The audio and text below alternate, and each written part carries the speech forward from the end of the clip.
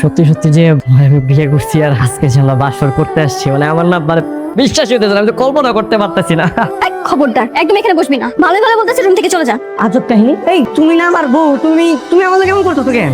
একদম নাটক করবি না। তোর সাথে আমার বিয়ে হওয়ার শর্ত ছিল, কিন্তু সংসার যে করবো এই শর্ত তো ছিল না। এটা তুমি কেমন কথা বলে? হ্যাঁ, তোমার আমি বিয়ে করছি, তোমার লগে যদি আমি সংসার না করতে পারি, বাচ্চা জন্ম না দিতে পারি, তাহলে আমার বিয়ে করে লাভটা কি? আমার কও। ছোট লোকের বাচ্চা, তুই তো আমাকে ব্ল্যাকমেল করে বিয়ে করেছিস। তুই যদি আমাকে টাচ করার ট্রাই করেছিস না, আমি কিন্তু তোর হাত কেটে রেখে দেবো। দেখো আমার লাগে না ফাইজলামি করতে। তোমার কি আমি বিয়ে করছি শোকে যে সাজায় রাখার লেগা? হ্যাঁ, এই বাসর ঘরে এসে তুমি আমার লাগে মজা নিতেছো? এই এত কিছু বুঝি না। তুমি রেডি হও, আমি ফ্রেশ আসতেছি। খুব খারাপ হয়ে যাবে কিন্তু। আমি তোকে ভালো ভালো বলতেছি, রুম থেকে চলে যা। আর যদি উল্টাপাল্টা কোনো কিছু করার ট্রাই করেছিস না, আমি কিন্তু তোর নামে ধর্ষণ মামলা দিব। বাহ বাহ বাহ বাহ, ধর্ষণ মামলা দেবে? তুমি যদি আমার মামলা দাও, আমি মামলা দিতে রাজি আছি, কোনো সমস্যা নাই। মানে আমার বিবাহিত বউয়ের কাছে যদি আমি যাই আর তার লগে যদি আমার ধর্ষণ মামলা খাইতে, আমি নিতে রাজি আছি। কিন্তু একটা জিনিস মাথায় রেখো, হ্যাঁ, ধর্ষণ মামলার চাইতে অ্যাটেম্প টু মার্ডারের মামলা কিন্তু আরো বেশি ভয়ঙ্কর।